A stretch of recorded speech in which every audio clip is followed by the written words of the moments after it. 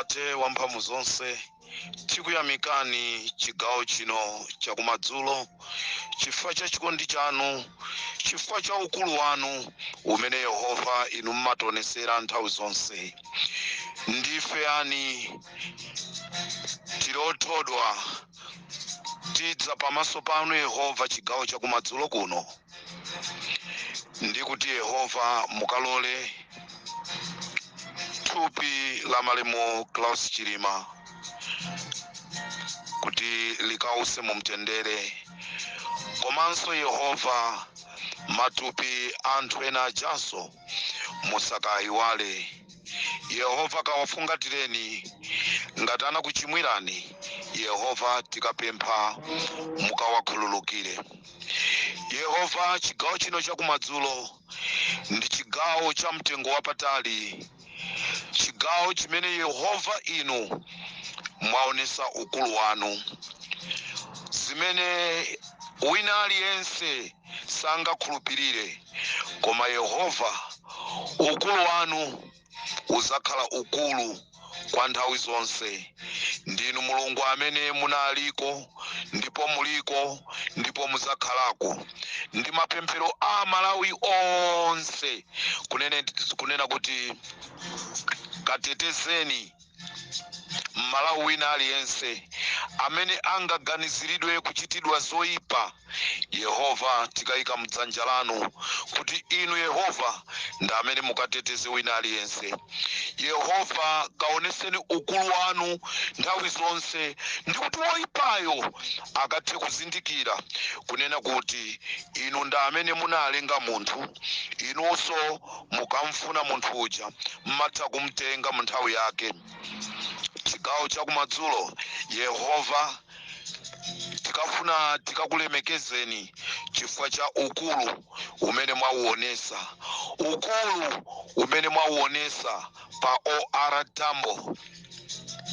Ambuye muzilandira ulemu nthawi zonse, mu dzina la Tate, Mwana ndi Mzimu Woyera. Amen.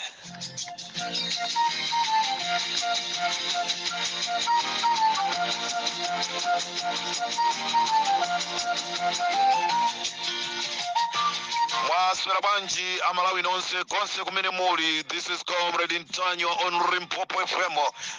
Ndikuthokozeni Amalawi konse kumene muli chifukwa chokonda Limpopo radio station. Kodi mwamva, this is just a breaking news. Kodi mwamva zimene zachitika muziko lija la South Africa.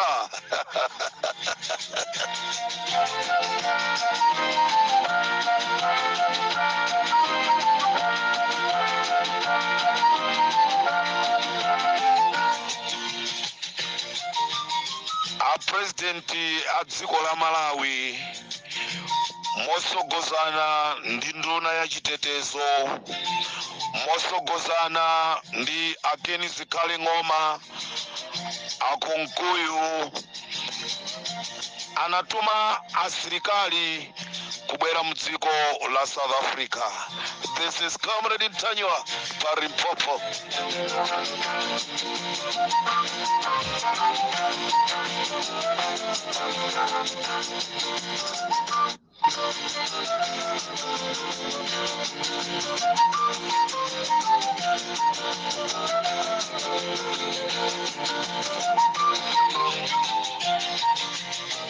Amalawi konse kumene muli, Presidenti wa dziko la Malawi ndi nduna ya boma yona za asilikali komanso ya chitetezo akunkuyu anatuma asilikali a Malawi Army ndikuti afike mu mzinda uja mu dziko lija la South Africa kuti akasake Wabakiri TV. Atafika pa OR Tambo, asilikali amenewa anasechedwa kenako anazindikiridwa kunena kuti ndi asilikali aku Malawi. Atafusa kuti mukupita kuti, akuti tili ndi ma warrant of arrest, tikufuna tikagwire Ntanyiwa wa Limpopo FM. ndakwafusa kuti munthu uyu wangokhala mtanyiwa alibe la bambo ake kapena alibe first name yake.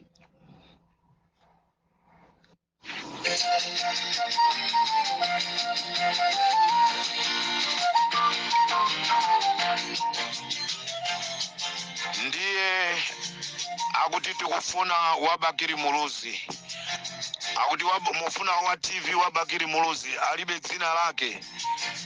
Ayi Wabakiri Muluzi. Ndipo asilikali amene anali pa airport pa OR Tambo anauza anthu aja ndikunena kuti mziko la South Africa mulibe Bakiri TV komanso mulibe Limpopo FM, komanso mwabwera mdziko kungolowa ngati mukungolowa nyumba mwanu. Tamva kale kunena kuti ku Malawi sikuli bwino, boma la Malawi likusaka anthu wina aliyense amene akulitsutsa akumugwira ndi kumamupha. Ndiye inu simukuloledwa kulowa mziko la South Africa, ndipo palibe wina aliyense amene okhuzana ndi wachisilikali kapena munthu wamba wochuka ku Malawi amene akulolezedwa kubweranso mdziko muno, chifukwa chonena kuti dziko lanu ndilosatetezeka. Aliyense amene ali ku South Africa amene akufunidwa ndi boma la Malawi palibe kuzatengedwa, palibe kuzagwiridwa. Pompano tiyeni ndikunena pano a Malawi, asilikali amene amabwera ku South Africa anatumizidwa ndi boma la Malawi mosasata ndondomeko kuti akagwire anthu ku dziko la South Africa, abwezedwa pa OR Tambo. Tikunena pano anyamuka afikanso ku Malawi mkatikati mwa asilikalimo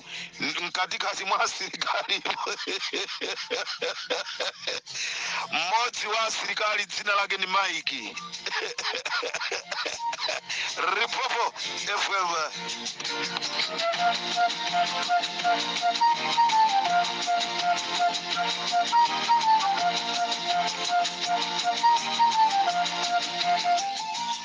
Tikuuzeni kuti ndi Mike ndani, kuti anthuso mukamaenda mumudziwe. Komano mafoni athu ationesa kunena kuti munthu uyu dzina lake ndi Mike.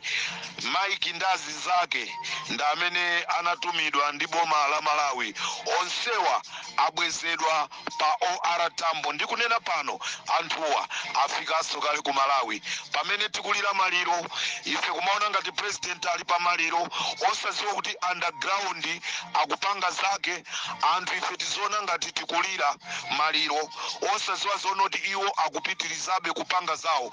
Amalawi nditha kukusimikizirani chigawo cha kumadzulo kuno kunena kuti munthu amene anadinda mapasipoti a anthu a ku Israeli anala Kalumo. Ndikateronso Limpopo FM chigawo cha kumadzulo ndapira.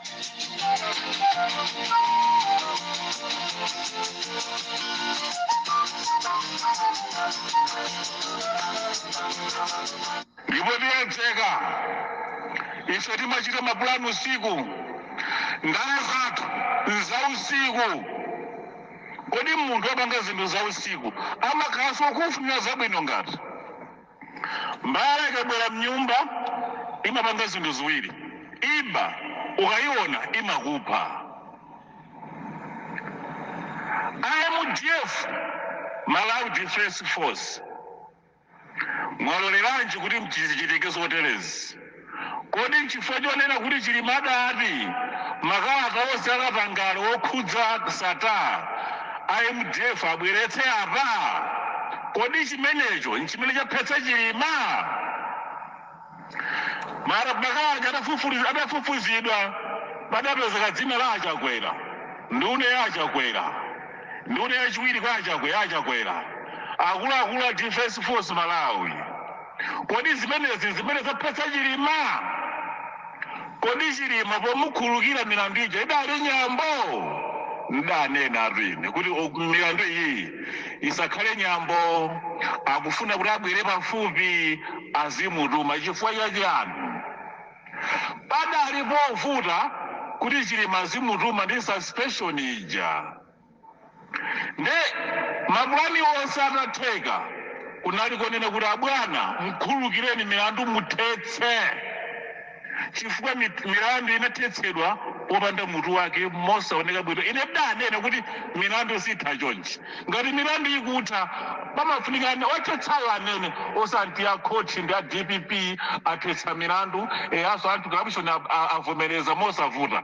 Martha Chizuma pochoka pampando adanena kuti mbomamu muli zovuta sikuti iye utadala chemistry Chilima iyayi magwirira ntchito komanso akusiya mpando anawuzidwa zambiri amene uja ukangomvomera china chilichonse kuti mlandu watha ukasainire kuti wathetsedwa mlandu adalipo adathetsa mlandu ndachakwera motsatizana ndi zikhale ng'oma kunkuyu ndi chimwendo banda. Zipani zonse zimene zimapanga za uchitsiru mdziko la Malawi polamulira mmakhala anthu 4 ngati apo ayi 4 amene amasokoneza chanelo ineyi yonse system ya dziko la Malawi yonse kuyambira ku polisi ku army ku state house anthu atatu apena 4 amasokoneza. Tiye tibwereza mbuyomu zipani cha DPP sichoyipa mudali anthu 4 chipani cha UDF mudali anthu 4 chipani cha PP mudali anthu 4 anthu ake nomwemwewo ne chipani ichi cha MCP ichichi nkhaza zawo zili mchipani mmalamulo nchifukwa kadanena kuti achakwera sangapange zimene akufuna poyendetsa bomali ayenekera kutenga za malamulo za MCP malamulo ake kuti alesa kwadziwa amati chiyani malamulo a chipani amendetseranso boma. Kodi fiti imene ili kumala Congress Party nyotani ufiti umene wangotani Chilima waphedwera pa mbendera ya Malawi mwadalira mwana kuti ngafera mbendera iyi koma nzona adi wapita nayo adali msilikali wopanda training wopanda uphunzitsidwa msilikali wobadwa nawo. Number 2 Chilima Dr. Chilima ikhale nsembe ku dziko la Malawi kumbiri ya Malawi Congress Party nkhaza zake chifukwa ena asagayerekezenso pangano mgwirizano komanso kukhetsedwa mazi mdziko la Malawi sikudathe kukadapitilira ndipo sikutha kufa anthu. Ndazanenanso kuti chipewa chimene ambofala chakwera cha raundi chija sichipewa wamba posachedwa apa timva zina anthu anangoninyalanyaza sizi ndiye pali zinthu ziwiri achakwera ngati ngozi chiku akhudza ndi kuti wasakhalenso president ndiwopepera ndiwogona ndatulo chifukwa anyamata akwasewera magemu akuluakulu ngati siku akhudza chiwembu cha Chilima ndiye kuti iwowa ndi useless person we never had in Malawi. He shouldn't be a president at all in dziko la Malawi. It's just a useless man. Apite kumachali chuku chifukwa anyamata akasewera gemu yoti iwowa panobangoti yasa mavuto onse aapaka iwowa. Nthawi imene achakwera amalengeza kuti ndi maso Chilima ali pompo vice wake ali mpompo amene adawauzayo ndi amene wapha Chilima ngati sala achakwera. Munthu amene adauza achakwera kuti achakwera mkanene kuti mwimaso pa msonkhano Chilima ali pompo amene yoyo ndi amene wapha Chilima achakwera afusa ameneyo ngati achakwera sakuzidziwa kwa mmene zikuonekera muzikuonetsera achakwera kudziwa koma ngati sakuzidziwa ndi kuti si president iso sali ni mphamvu alipo anthu amene akuyendetsa dziko. Zikhale ng'oma chimwendo banda Moses Kunkuyu anthu amenewa futi imene aphera kuitika ndi aboma mpaka na lero zungoti ze ukasiya kundende munthu salari akulandira akudya bwino usiku kumagona kwawo usatuluke mnyumba ndi zungoti uli kundende ndende nzaboma ndananga kafuseko. Chilima waphera ufulu waphedwera ufulu wa anthu. Chilima was icon superman amene iyeyo akawapanga zandale samanena kuti voterani ine Chilima was a superhero amadziwitsa anthu ufulu wako wa iweyo monga mbadwa ya dziko la Malawi, mbadwa ya mdzikolo. Amakuwuza ufunikira kwako uzidziwa. Samanena kuti votera nini. Dr. Chilima wapangitsa anthu kulowa zipani achinyamata kumadziwa ufulu wawo. Samatulowa nini. Kamulo wa UDF, kamulo wa DPP, wamudziwa kuti ufulu wanu ndu uwu. Nchifukwa chake ifa ya Chilima yakhudza wina aliyense. Ndi siri zitatu ananjoka okha ochepa Malawi Congress Party. Koma ambiri masapota za Malawi Congress Party akhudzika za ifa iyi.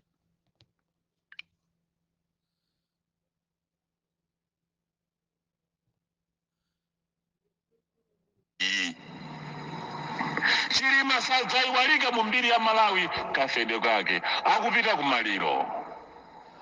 Choyamba adamba Ralph Kasambala ndikamponya mu lodge. Kodi lodge manager ndi namba chani lumuyo. Kodi lodge manager adapita ni galimoto ya mtundu wanji imene amayendera. Kodi lodge manager phone za Ralph Kasambala na communication yake amapangadi ni mkazi uja adapita ku lodge. Kodi Ralph Kasambala waweza uda mdziko lake liti kuti lidzoti yapupha njani dziko la Malawi lomweli. Nthawi yomweyo Chilima nkuphedwa. Ralph Kasambala anali loya wa Chilima amene amakumana ndi Chilima asanaphedwe Ralph. Chilima amachokera ku South Korea kuti athetse mgwirizano. Chilima amakumana ndi Ralph Kasambala kulilongo kuti mgwirizano uthe, koma chifukwa cha mafoni waphetsedwa. Chamupha Ralph Kasambala, chamupha Chilima ndi Tonse Alliance. Dzina limene lili la Tonse Alliance ndi limene lamupha chifukwa kunali kuthetsa mgwirizano. Ralph Kasambala wafa bwanji? Kodi eni lodge, amanager lodge, tikaona mabuku mwaomo muli Ralph Kasambala kulembetsa kuti walumu yakuti ku lodge ino anthu amalembetsa. Kodi Ralph Kasambala ku lodge imene yoyo wakhala kupita kangati mbuyomo, wakhala kulowa kumene kokwana kangati. Kodi room imene amagona Ralph Kasambala ndi room namba chani ku lodge imeneyo.